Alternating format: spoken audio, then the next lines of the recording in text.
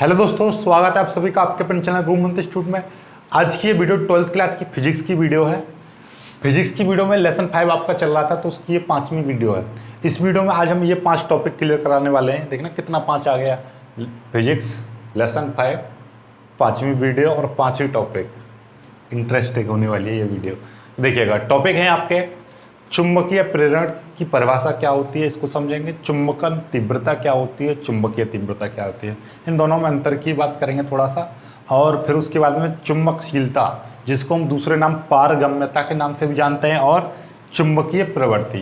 ये वीडियो, इसके बाद में एक वीडियो आएगी, ये चैप्टर खत्म हो जाएगा। ये चैप्टर बहुत छोटा सा, पहले से ही छोटा था, और इसमें से 2-3 टॉपिक और हटा दिए थे, जैसे कि चुंबकीय पदार्थ के गुण, चुंबकीय पदार्थों की परिभाषा। ठीक है, तो स्टार्ट करते हैं इसको। देखिएगा, जैसे हमने जो टॉपिक हटाए हैं यूपी बोर्ड में, उनको मैं बता दूं कि वो चुंबकीय गुणों के आधार पर पदार्थों का वर्गीकरण था। तो 2 प्रकार से बांटा गया चुंबकीय गुणों के आधार पर, एक अनुचुंबकीय और एक प्रतिचुंबकीय। और अनुचुंबकीय जो होते हैं उनको 2 भागों में इस तरीके से, जिनमें चुंबकत्व का गुण ज़्यादा होता है उनको तो लोह चुंबकीय बोला गया है, और जिनमें कम होता है, नॉर्मल होता है, उनको केवल अनुचुंबकीय बोला गया है। ठीक है, तो मतलब जिनमें अनुचुंबकत्व का गुण ज़्यादा होता है इसीलिए उनको लोह चुंबकीय बोल दिया है, और बाकी अनुचुंबकीय। तो अनुचुंबकीय, लोह चुंबकीय और प्रतिचुंबकीय, ये 3 प्रकार के हो जाते हैं फिर पदार्थ। तो उन्हीं के बारे में, गुण के बारे में थे कि इनकी चुंबकीय प्रवृत्ति कितनी होती है, चुंबकीय प्रेरण कितना होता है, इस तरीके से।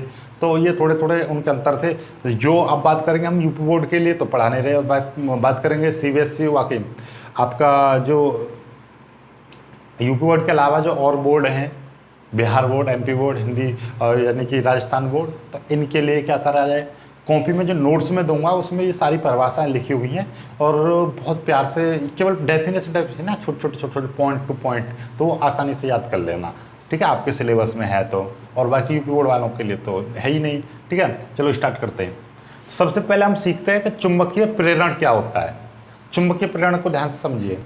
तुमने कभी देखा होगा कि जब कोई जो देखा, पेचकस जो होता है, पेचकस, और जो आपका टीवी वगैरह जो सही करने वाला जो होता है, यानी कहीं पर तुम गए हो, टीवी वगैरह खुलवाई हो, उस पर जो ठीक करते हैं, तो मतलब कभी कभी जो पेचकस होता है उससे पेच चिपक जाता है। क्यों? क्योंकि उसके अंदर चुंबकत्व उत्पन्न हो जाता है। ये चुंबकत्व कैसे उत्पन्न हुआ? क्योंकि वहाँ पे क्या है कि वो जब वो उपकरण जो होते हैं जिनको वो खोलता है, बांधता है, उसमें क्या होता है, धारा प्रवाहित होती रहती है। धारा का मतलब आवेश चलता रहता है, और वहाँ पे कहीं पर मैग्नेट भी रखी रहती है, जैसे कहीं पे स्पीकर वगैरह के पीछे मैग्नेट वगैरह लगी होती है, तो उस पर यानी कि ये पेचकस है, उस मैग्नेट पर क्या कर देता है, मार देता है, तो मतलब वो चिपक जाता है उससे। ठीक है, जो जिनको नहीं पता है वो मारा गोली, हम सीधे सीधे परिभाषा पे आते हैं। एक्चुअली में क्या होता है कि जब कोई पदार्थ है, ठीक है, और मोस्टली ये कोई पदार्थ है, और ऐसा समझ लीजिए ये कोई चुंबकीय पदार्थ है, ये कोई चुंबकीय पदार्थ है, और यहाँ पे ये क्या है, चुंबकीय क्षेत्र है। ये क्या है, चुंबकीय क्षेत्र है। ये चुंबकीय पदार्थ है और ये चुंबकीय क्षेत्र। जब किसी चुंबकीय पदार्थ को हम चुंबकीय क्षेत्र के अंदर लेकर आते हैं, तो इस पदार्थ में, यानी कि चुंबकीय पदार्थ में एक चुंबकत्व उत्पन्न हो जाता है। यानी कि जब हम इसको इसके यहाँ में लेकर आएंगे तो इस पर कुछ चुंबकत्व उत्पन्न हो जाएगा। इस उत्पन्न चुंबकत्व को हम प्रेरित चुंबकत्व बोलते हैं। क्या? प्रेरित चुंबकत्व कहते हैं, और इस घटना को चुंबकीय प्रेरण कहते हैं। क्लियर हो गई बात? जब किसी पदार्थ को चुंबकीय क्षेत्र के भीतर लाते हैं तो उस पदार्थ पर चुंबकत्व उत्पन्न हो जाता है, उस पदार्थ में चुंबकत्व उत्पन्न हो जाता है। इस उत्पन्न चुंबकत्व को प्रेरित चुंबकत्व कहते हैं, और इस घटना को क्या कहते हैं, चुंबकीय प्रेरण। यानी कि जब किसी पदार्थ को हम इस चुंबकीय क्षेत्र में लेकर आए तो इसमें क्या हो गया, चुंबकत्व उत्पन्न हो गया, तो यही घटना आपकी क्या कहलाती है, चुंबकीय प्रेरण कहलाती है। अब ये जो चुंबकत्व उत्पन्न होता है तो इसके संपूर्ण आयतन में उत्पन्न होता है। इसमें संपूर्ण आयतन में, इसको हम यानी कि इसको B से प्रदर्शित करते हैं, और B पता है क्या होता है, B चुंबकीय क्षेत्र की माप होती है। तो यानी कि जब ये चुंबकीय क्षेत्र है और इसमें जो उत्पन्न हो गया चुंबकीय क्षेत्र, तो ये भी तो चुंबकीय क्षेत्र ही रहेगा। और चुंबकीय क्षेत्र का मात्रक, विमा वगैरह तुम्हें सब कुछ पता ही है। मात्रक क्या होता है चुंबकीय क्षेत्र का? चुंबकीय क्षेत्र का मात्रक टेस्ला होता है, या वेबर प्रति मीटर स्क्वायर लिख दे रहा हूं मैं, या तो इसका मात्रक क्या होता है टेस्ला होता है, या वेबर प्रति मीटर स्क्वायर होता है, या न्यूटन प्रति एम्पियर मीटर होता है। ये तीन इसके मात्रक हैं, किसके, इसके चुंबकीय प्रेरण के ये तीन मात्रक होते हैं, टेस्ला, वेबर प्रति मीटर स्क्वायर या न्यूटन प्रति एम्पियर मीटर। आई होप कि ये क्लियर हो गया क्लियर। अब आगे बढ़ते हैं, जिसको नहीं क्लियर हुआ वीडियो को पीछे करें और फिर से देख ले, कोई दिक्कत नहीं है। इसका दैनिक जीता जाता उदाहरण होता है कि जब आप कभी आपने देखा होगा, यदि पेचकस से आप पेच वगैरह खोलते हो, या जो आपका जो मतलब जो टीवी वगैरह संभालता है, यानी कि जहाँ पर वो ठीक वगैरह करता है टीवी को, ठीक है, तो वहाँ पर क्या होता है कि जो पेच से जिससे कसता है, उससे पेच से वो पेचकस से जिससे पेच को कसता है वो चिपक जाता है। क्यों चिपक जाता है? क्योंकि उसमें चुंबकत्व उत्पन्न हो जाता है। पेच तो चुंबक नहीं होता है, इस तरीके से, ठीक है। चलो आगे देखिएगा, ये चुंबकन तीव्रता, या कभी कभी आता है चुंबकन क्षेत्र की तीव्रता, ठीक है, क्लियर है बात। चुंबकन तीव्रता क्या होती है? इसी पदार्थ के एकांक आयतन में जितना चुंबकीय आघूर्ण उत्पन्न होता है, किसी पदार्थ के एकांक आयतन में, यानी कि ऐसा समझिएगा चुंबकीय आघूर्ण,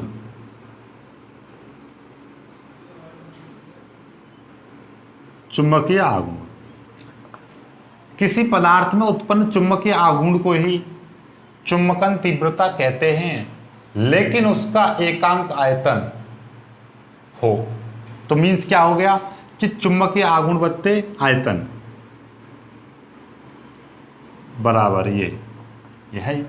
तो क्या हो जाएगा, किसी पदार्थ के एकांक आयतन में, जो चीज नीचे होती है उसको एकांक बोलते हैं, एकांक आयतन में यानी कि एक आयतन में जितना चुंबकीय आघूर्ण उत्पन्न होगा उसी को हम उस पदार्थ की चुंबकन तीव्रता कहते हैं। किसी पदार्थ के एकांक आयतन में जितना चुंबकीय आघूर्ण उत्पन्न होगा उसी को हम चुंबकन क्षेत्र की तीव्रता या चुंबकन तीव्रता कहते हैं।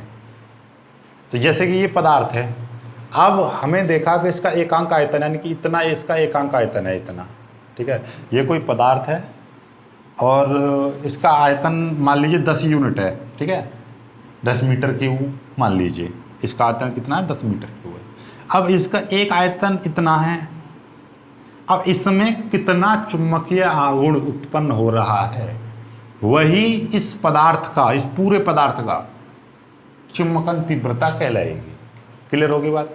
इसको आई से प्रदर्शित करते हैं और इसका मात्रक भी लिख लीजिए।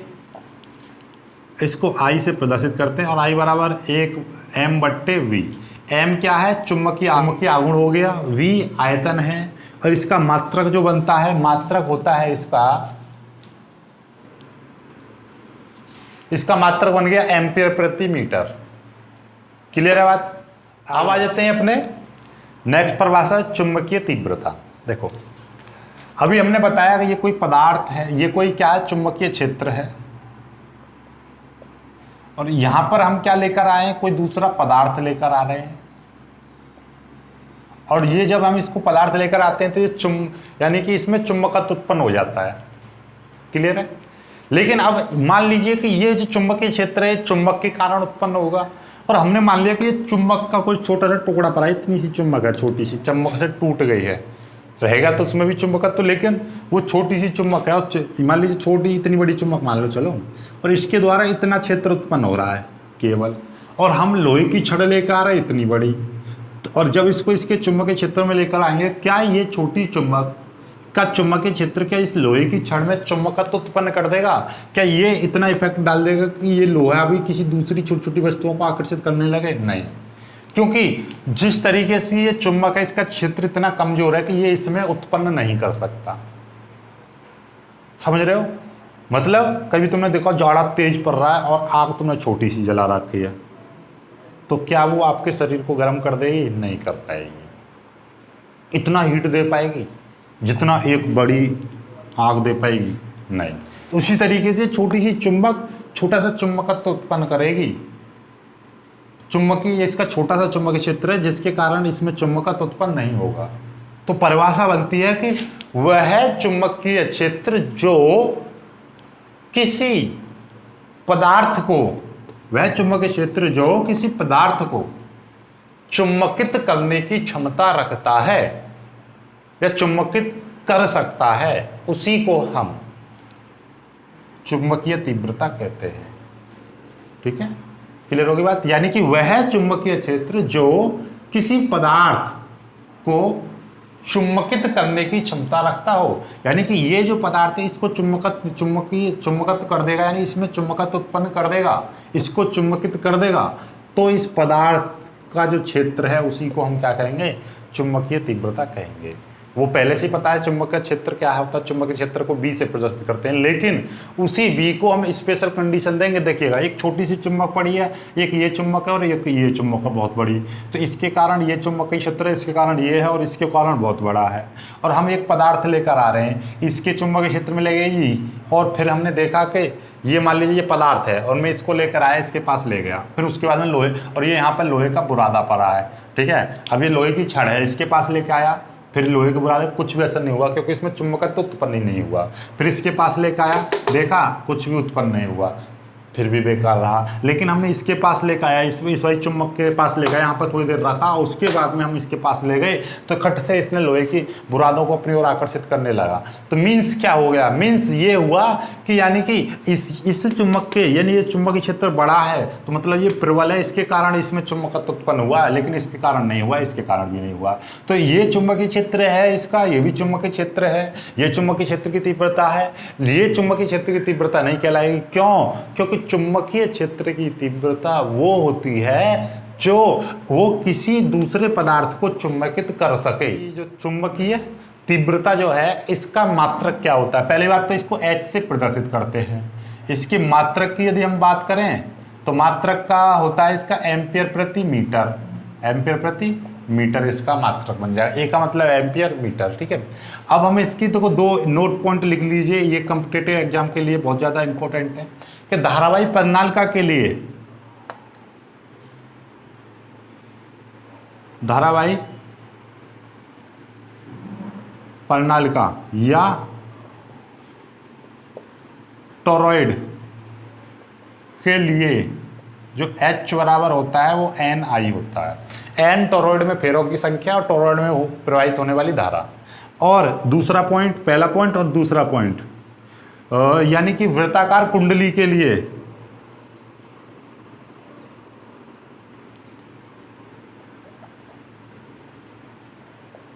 H बराबर होता है NI/2R।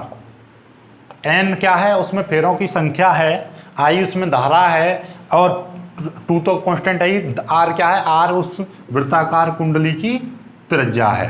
क्लियर है, यदि कोई R वृत्ताकार कुंडली की त्रिज्या N फेरों से मिलकर बनाई गई है, तार के N फेरों से, तब उसकी जो चुंबकीय तीव्रता होगी इतनी होगी। और यदि टोरॉइड है तो टोरॉइड की चुंबकीय क्षेत्र की तीव्रता कितनी होगी, NI होगी। ठीक है, तो ये इंपॉर्टेंट नोट से अब कर लीजिए। अब आती है बात चुंबकशीलता की। तो चुंबकशीलता बहुत ही प्यारी सी डेफिनेशन है,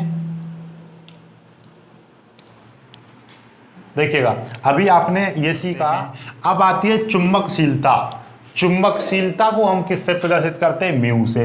पता है निर्वातत्व वायु की चुंबकशीलता μ0 होती है, तो अब ये म्यू हो गया। ठीक है, अब ध्यान से समझिए, इसकी परिभाषा बना रहा हूं मैं, तो इसकी परिभाषा होती है, एक फॉर्मूला से आपको समझ में आ जाएगा, B वेक्टर बट्टे H वेक्टर। मतलब ये क्या है, चुंबकीय प्रेरण, चुंबकीय प्रेरण, और ये क्या है, चुंबकीय तीव्रता।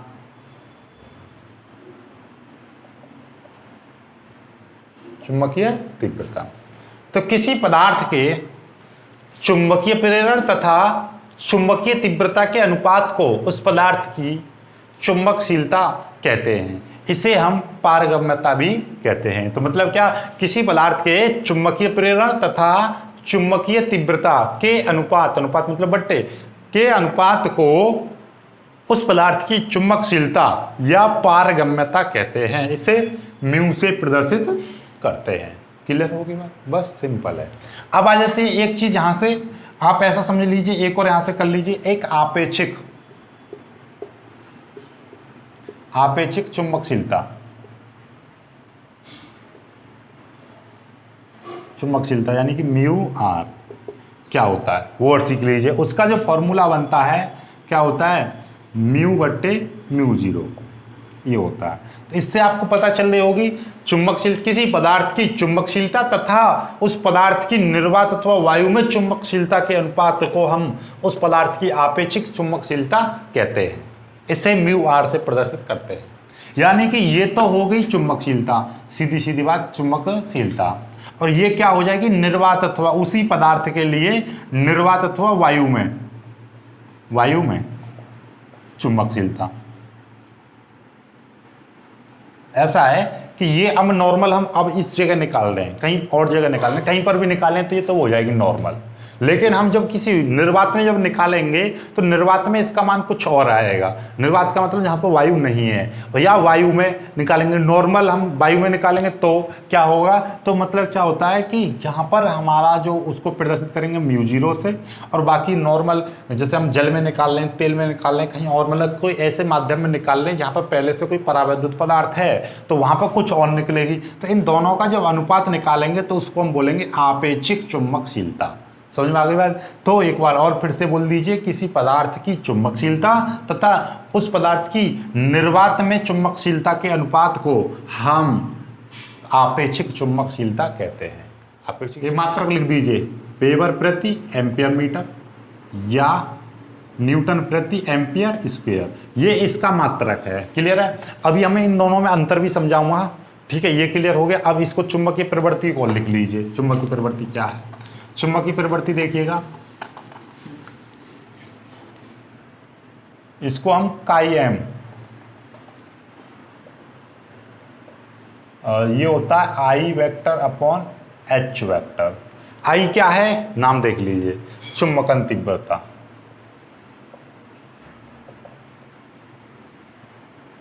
ये क्या है, एच क्या है, चुंबकीय तीव्रता।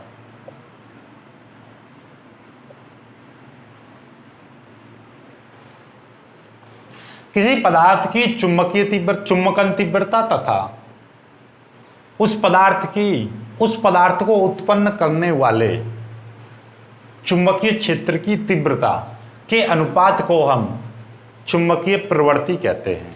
इसको हम काई-एम, इसको बोलते हैं काई और नीचे सरफिक्स में लग रहा है एम से प्रदर्शित करते हैं। अब आपको पता चल गया होगा कि पहले तो ये चीज देखिएगा, ये क्या है, चुंबकन तीव्रता और चुंबकीय क्षेत्र की तीव्रता में क्या अंतर होता है, ये चीज आप समझ गए। क्या चीज है इसमें अंतर, इसमें अंतर है आपका कि ये मान लीजिए चुंबकीय क्षेत्र है और ये किसी दूसरे को चुंबकित करने की क्षमता रख रहा है, तो हम इसको बोलेंगे, इसकी जो क्षमता है उसको बोलेंगे चुंबकीय क्षेत्र की तीव्रता, यानी कि इसका जो चुंबकीय क्षेत्र उसको बोलेंगे चुंबकीय क्षेत्र की तीव्रता। और ये कोई पदार्थ है जो हम इस चुंबकीय क्षेत्र में लेकर आए तो इसमें क्या होगा, चुंबकत्व उत्पन्न हो गया। तो इस पदार्थ में जो चुंबकत्व उत्पन्न हुआ है उस चुंबकत्व की जो माप है वो कितना चुंबकत्व उत्पन्न हुआ वो क्या कहलाएगा, इसकी चुंबकन तीव्रता कहलाता है। यानी कि इस पदार्थ में मान लीजिए ये में एक पदार्थ है मेरे पास, ध्यान समझ लेना, ये पदार्थ है, ये पहले से यहाँ पर चुंबकीय क्षेत्र है, मैं इस पदार्थ को यहाँ पर लेकर आया, इसमें रख दिया तो इसमें कुछ चुंबकत्व उत्पन्न हो गया। तो हमने देखा कि इसमें कितना चुंबकत्व उत्पन्न हुआ है वो कहलाएगी इसकी चुंबकन तीव्रता, यानी इसकी चुंबकन तीव्रता कहलाती है।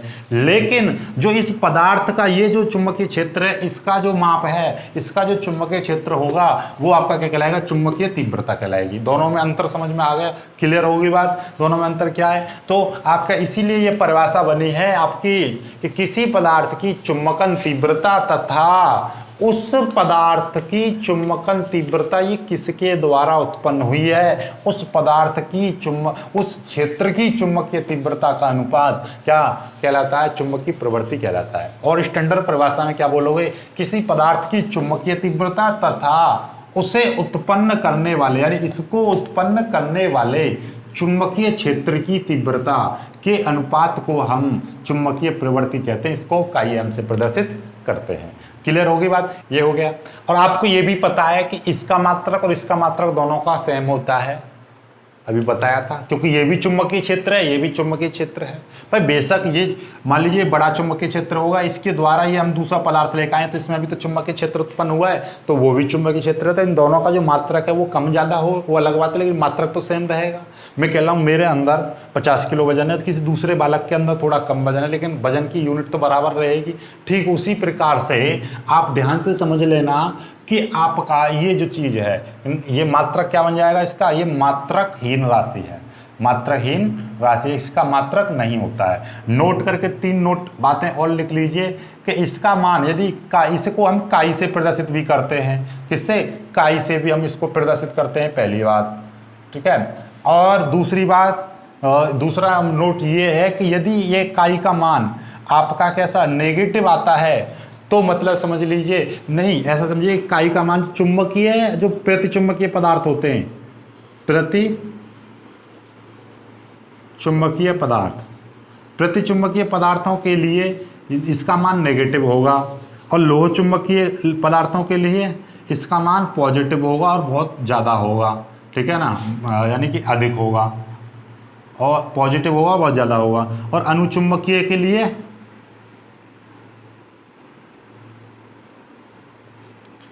पॉजिटिव में होगा लेकिन कम होगा।